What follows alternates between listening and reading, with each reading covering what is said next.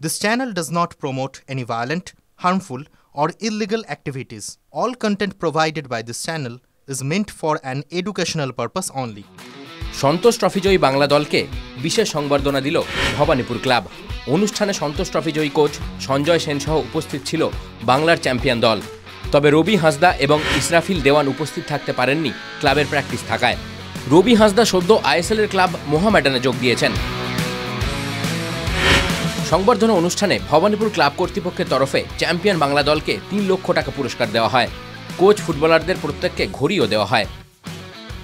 ক্লাবের এই অনুষ্ঠানে সঞ্জয় সেন এবং বাংলা দলের ফুটবলাররা ছাড়াও উপস্থিত ছিলেন রাজ্যের ক্রীড়া ও যুব কল্যাণ দপ্তরের মন্ত্রী অরূপ বিশ্বাস, ভবানীপুর ক্লাবের কর্ণধার স্বপন সাধন বোস ওরফে টুটু, প্রাক্তন ফুটবলার সুব্রত ভট্টাচার্য, শিশির ঘোষ, কমটন দত্ত, অতনু ভট্টাচার্য, দেবজিৎ ঘোষ, শিলটন পাল, আইএসএফ সচিব অনির্বাণ দত্ত, মোহনবাগান সহসভাপতি কুণাল ঘোষ, আইএফএ চেয়ারম্যান সুব্রত দত্ত, মোহামেডান সচিব ইশতেয়াক আহমেদ রাজু, কার্যনির্বাহী সভাপতি কামারউদ্দিন সহ আরও অনেকে। সংবর্ধনা অনুষ্ঠানে সন্তোষজয়ী বাংলার কোচ সঞ্জয় সেন বলেন, আমি শুধু নিজের কাজটা সৎভাবে করেছি। ব্যাপারটা হলো আমি আমার কাজটা করার চেষ্টা করেছি সৎভাবে। আমার মনে হয় সৎভাবে যদি যে কোনো কাজ করা যায় একদিন না একদিন একটা রেজাল্ট পাওয়া যায়। কৃতিত্ব যাবতীয় সব ওদের, আমার মনে হয় না 33 বার হলো, 34 বারও হবে, 40 বারও হবে এবং 32 বারে আমি জানি না 11টা ম্যাচ অতীতে কোনো দল বাংলা দল খেলেছে কিনা। আমি জানি না 11টা ম্যাচের মধ্যে 9টা ম্যাচ জিতেছে, 2টো ম্যাচ হেরেছে, মাত্র 3টে গোল 4টে গোল খেয়েছে এবং প্রচুর গোল করেছে, আমি জানা নেই।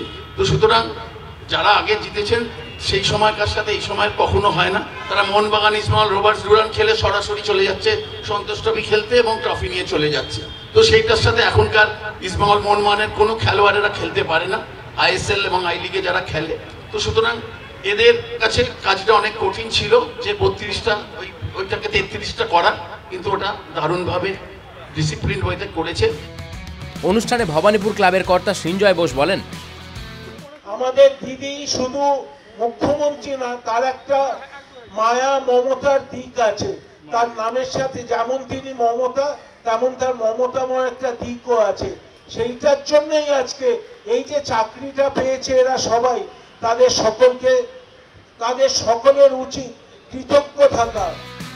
অনুষ্ঠানে রাজ্যের ক্রীড়ামন্ত্রী অরূপ বিশ্বাস বলেন, বাংলা দলের এই সাফল্যের জন্য সঞ্জয় সেন অবশ্যই তিনি কোচ এবং এই 22 জন খেলোয়াড়কে অন্তরের অন্তঃস্থল থেকে অভিনন্দন জানাচ্ছি যে তারা বাংলার মুখ উজ্জ্বল করেছে। আমাদের এই 22 জন যোদ্ধা আজকে কলকাতা পুলিশের এএসআই হিসেবে আজকেই সবাই জয়েন করেছে। এএসআই হিসেবে তারা জয়েন করেছে। আমার মনে হয় যে প্রথম হওয়া না খুব সহজ, যদিও 6 বছর পর আমাদের খরা কেটেছে। এই 6 বছর আমরা বলছি তা এটা ঠিক, এর মধ্যে সাফল্য এলে যেমন আমরা সাফল্যটাকে তুলে ধরি, আমরা ব্যর্থতাটাকে দেখি না।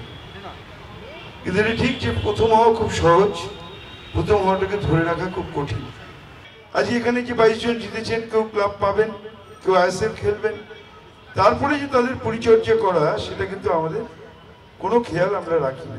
যতদিন না ভারতীয় ফুটবলে অন্তত 7 জন রেগুলার বাংলার খেলোয়াড় থাকবে, ততদিন বাংলা কোনোদিনও ইন্ডিয়া ফুটবল এগোতে পারে না।